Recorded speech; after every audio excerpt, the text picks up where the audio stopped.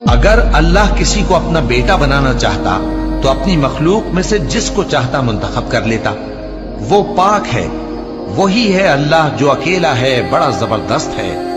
اسی نے آسمانوں اور زمین کو تدبیر کے ساتھ پیدا کیا ہے، اور وہی رات کو دن پر لپیٹتا اور دن کو رات پر لپیٹتا ہے، اور اسی نے سورج اور چاند کو کام میں لگا رکھا ہے، سب ایک وقت مقرر تک چلتے رہیں گے۔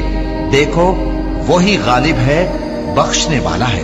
اسی نے تم کو ایک جان سے پیدا کیا، پھر اس سے اس کا جوڑا بنایا، اور اسی نے تمہارے لیے چوپایوں میں سے 8 جوڑے بنائے۔ وہی تم کو تمہاری ماؤں کے پیٹ میں پہلے ایک طرح پھر دوسری طرح 3 اندھیروں میں بناتا ہے۔ یہی اللہ تمہارا پروردگار ہے، اسی کی بادشاہی ہے، اس کے سوا کوئی معبود نہیں۔ پھر تم کہاں بہہ کے جاتے ہو؟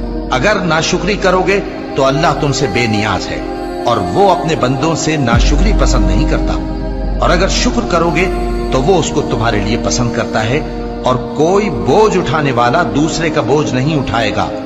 پھر تم کو اپنے پروردگار کی طرف لوٹنا ہے، پھر جو کچھ تم کرتے رہے وہ تم کو بتا دے گا۔ وہ تو دلوں کی پوشیدہ باتوں تک سے آگاہ ہے۔